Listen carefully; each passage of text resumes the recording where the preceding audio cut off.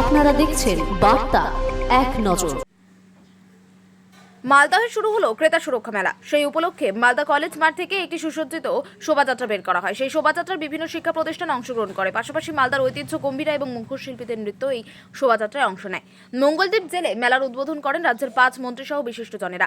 মালদহের স্বামী বিবেকানন্দ ক্রীড়াঙ্গনে এই মেলা চলবে আগামী 31শে জানুয়ারি পর্যন্ত। স্বাগত ভাষণ দেন মূল উদ্বোধক এবং রাজ্যের উপভোক্তা বিষয়ক দপ্তরের মন্ত্রী বিপ্লব মিত্র। তিনি জানান, ক্রেতা সুরক্ষা এবং উপভোক্তা বিষয়ক দপ্তরের কাজকর্ম সম্পর্কে সকলকে অবহিত করা, একই সঙ্গে ক্রেতাদের অধিকার সম্পর্কে সচেতন করা এর উদ্দেশ্যে এই মেলার আয়োজন। মন্ত্রী জানান, ক্রেতা সুরক্ষা দপ্তর আধুনিকতার সঙ্গে তাল মিলিয়ে রাজ্যের প্রতিটি জেলায় ক্রেতাদের অধিকার সুরক্ষার করার চেষ্টা করছে। এই উদ্দেশ্যেই এমন মেলার আয়োজন। মন্ত্রী দাবি করেন, সারা ভারতবর্ষের মধ্যে একমাত্র রাজ্য পশ্চিমবঙ্গ যেখানে মুখ্যমন্ত্রী দপ্তরের গুরুত্ব উপলব্ধি করে পৃথক ক্রেতা দপ্তরের গঠন করে দায়িত্ব অর্পণ করেছেন।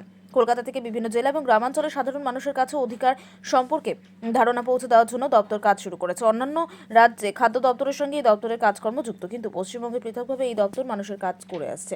এদিন উদ্বোধনী অনুষ্ঠানে উপস্থিত ছিলেন ক্রেতা সুরক্ষা উপভোক্তা বিষয়ক দপ্তরের রাষ্ট্রমন্ত্রী শ্রীকান্ত মাহাতো, রাজ্যের অচিরাচরিত শক্তি দপ্তরের ভারপ্রাপ্ত মন্ত্রী গোলাম রব্বানী, দপ্তরের মন্ত্রী সাবিনা ইয়াসমিন, ক্ষুব্ধ মাঝারি শিল্প এবং বস্ত্র মাদ্রাসা শিক্ষা দপ্তরের মন্ত্রী তাজমুল হোসেন, জেলা সভাধিপতি বিষয়ক বিধায়ক এবং পুরপ্রধান সহ বিশিষ্ট প্রমুখ। মেলা উপলক্ষে বিভিন্ন আলোচনা সভা, সাংস্কৃতিক প্রতিযোগিতা এবং অনুষ্ঠানের আয়োজন করা হয়েছে। প্রায় 70টি স্টল রয়েছে ক্রেতা সুরক্ষা মেলায়। রাজ্য সরকার এটা দপ্তর এটা ভাবছে কিভাবে তাদেরকে ক্ষতিপূরণ বা কি করা যায়। আমাদের মূলত ব্যাপারটা যেটা আপনাকে ফার্স্ট বুঝে নিতে হবে, মানুষ যদি কোনোভাবে প্রতারিত হয়, মানুষকে যদি কোথাও ঠকানোর কোনো ব্যবস্থা হয়, মানুষ ঠকে গেলে তাহলে আমাদের দপ্তরে কমপ্লেন করতে পারে এবং আমার দপ্তরের কাজ হচ্ছে সেই যে মানুষটা ঠকানো হয়েছে, যে মানুষটাকে, সে মানুষটাকে বিচার পাইয়ে দেওয়া। আমার দপ্তরের কাজটা মূলত কিন্তু এটা, কোনো মানুষ যাতে প্রতারিত না হতে পারে, তার ন্যায্য অধিকার থেকে বঞ্চিত না হতে পারে। আমাদের যে সাংবিধানিক অধিকারগুলো দেওয়া আছে আমাদের প্রত্যেকটা মানুষের জন্য, সেই প্রত্যেকটা অধিকার কোথাও যাতে লঙ্ঘিত না হয়।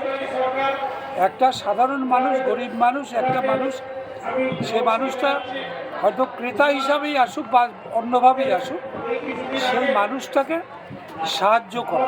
এটা কিভাবে করবে যে হেলা মানে বিল্ডিং যে ভেঙে পড়ছে, কার বিরুদ্ধে কে অভিযোগ করবে? দেখুন, এটা তো অভিযোগ করতে হবে যে মানুষটা ফ্ল্যাট কিনেছে, সেই মানুষটাকে, আপনার যে মানুষটা অ্যাকচুয়ালি ডিপ্রাইভ হবে বা আপনার হচ্ছে তাকে ভুল বুঝিয়ে সেই ফ্ল্যাটটা দেওয়া হয়েছে, তার মানে ওয়ান কাইন্ড অফ চিটিং। এটা তো হচ্ছেই। আপনি একটা বাড়ি কিনতে যাচ্ছেন, ন্যাচারালি আপনি চাইবেন কি একটা বহুতল বাড়ি, আপনি কিনতে গেলেন একটা ফ্ল্যাট, আপনি তো জেনে গেলেন যে এটা খুব ভালো, এটা ভিত্তিত আছে, কিন্তু দেখা যাচ্ছে যখনই হেলে যাচ্ছে, বেঁকে যাচ্ছে, তখন কিন্তু স্বাভাবিক বুঝতে হবে তাহলে ভিতটা ঠিক হয়।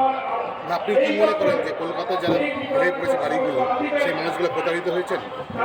এটা তো নিশ্চয়ই প্রতারিত হচ্ছে।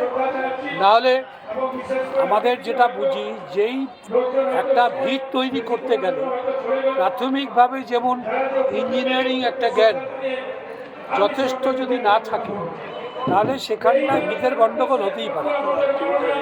এবং সেটা কোথাও যদি এটা ভুল থাকে প্ল্যানিংয়ে, তাহলে কিন্তু সেই প্ল্যান ভুল থাকলে এই জিনিস হতে পারে। সরকার প্ল্যান করে ঠিক কথাই, কিন্তু ঘটনা হচ্ছে যে সবাই তো সরকারের কাছ থেকে যা যা সরকারের নিয়ম কানুন আছে সেই নিয়ম কানুন মেনে নিয়েও আবার করে না, এটাও ঘটনা।